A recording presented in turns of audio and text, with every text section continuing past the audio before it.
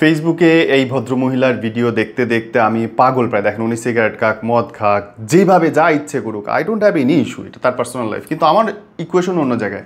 আপনারা জানেন আমি গত প্রায় ৯-১০ বছর যাবৎ পুরুষ অধিকার, পুরুষ নির্যাতন বিরোধী সংগ্রামগুলোর সঙ্গে জড়িত, এবং আমার কাছে সবসময় মনে হয়েছে যে নারী এবং শিশু অধিকার আইনটাকে বিশেষভাবে ব্যবহার করে, এবং ব্যবহার করার ফলে বাংলাদেশে পুরুষ নির্যাতন হচ্ছে ভয়াবহভাবে, যেটা নিয়ে কেউ কোনোদিন কথা বলে না। কথা বলতে গেলেই সব বড় বড় মানুষদের সব শুকায় যায়। এবং এই যে কেসটা দেখেন, ওনার কেসটা, ওই ছেলেটা যখন কথা বলছিল, যার স্বীকারোক্তিটা আপনি শুনলেন, যদি খুব মনোযোগ দিয়ে আপনি শোনেন, খেয়াল করবেন, খুব মনোযোগ দিয়ে শোনেন।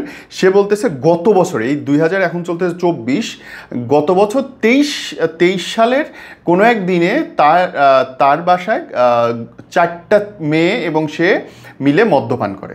মদ্যপান করার পরে একটা পর্যায়ে গিয়ে তারা যখন নেশাগ্রস্ত হয়ে যায়, তারপরে গিয়ে একটা মেয়ের গায়ে সে হাত দেয়। হাত ছড়াই দেওয়ার পরে সে আরও একবার হাত দেয়, 2বারের ঘটনা।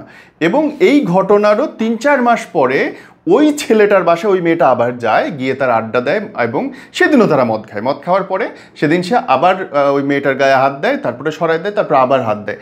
আমার প্রশ্ন, দুটো প্রশ্ন ভাই। দেখেন, নো মিন্স নো, এই ব্যাপারে কোনো কথা নেই। আমি না করছি, তুমি আমাকে টাচ করতে পারবে না। সে মদ পান করুক আর যাই করুক, ইট ডাজন্ট ম্যাটার। কিন্তু আমার কথা হচ্ছে ভাই, 23 সালে যখন একবার ওই ছেলেটা তোমার সাথে বেয়াদবি করলো, বদ আচরণ করলো, তারপরে তার 3-4 মাস পরে তার বাসায় গিয়ে আবার তার সাথে মদ খাওয়াটা, এটা কি? এটাকে নিজের কনসার্ন বলে না? এটাকে নিজের সম্মতি দেওয়া বলে না? তাহলে কি সম্মতি লিখিত দেবে যে ওকে আমি লিখিত দিচ্ছি, তুমি আমাকে চুমা খাও, আমি লিখিত দিচ্ছি, তুমি আমার সঙ্গে শো? ব্যাপারটা এতটা এরকমই তো হবে যে আমি লিখিত দিলাম, ব্যাস। তোমার সাথে একবার বাজে ঘটনা ঘটছে, তারপরে ওই ছেলেটার বাসায় তোমার যাইতে হবে, এবং 23 সালের ঘটনা 24 সালের অগাস্টে এসে তার বিচার চাইতে হবে। মানে হোয়াট ইজ ইট? মনে হয় না যে এটার পেছনে অন্য কোনো ইস্যু আছে?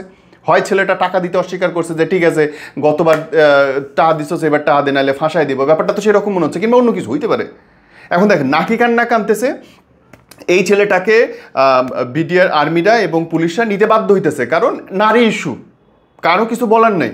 এখন সে কেস করতে পারে, এখন যে বিচারকের কাছে যায় কাইন্দা দেবে, অন্য ফেলায়, আমারে শেষ করে ফেলাই যায়।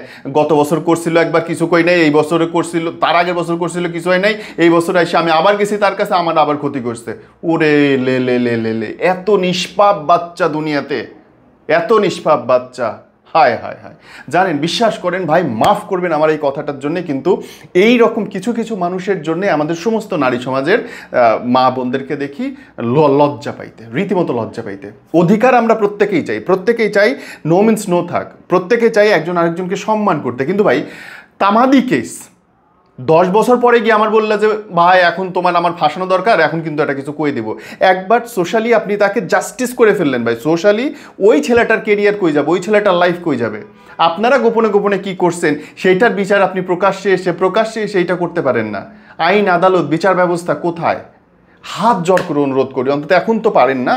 এখন তো আপনারা ভারমুক্ত রাষ্ট্র প্রধানরা, এখন তো পারেন নারী এবং শিশু, এই বিশেষ আইনটা শুধু শিশুদের জন্য থাক।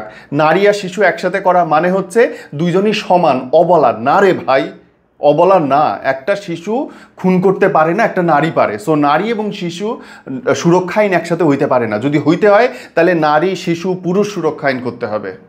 মাফ করবেন আমার কোনো কথা শুনলে, কিন্তু এরকম মানে রং ঢঙের কথা শুনলে আমার গায়ে জ্বালা করে। ভালো থাকবেন। পুরুষ জাতির কেউ নাই। হাসতেছেন এখন, হাহা দেন, 2 দিন পরে বিপদে পড়বেন, তখন বাপ বাপ করে বললেন যে এ আইন বাদ করো।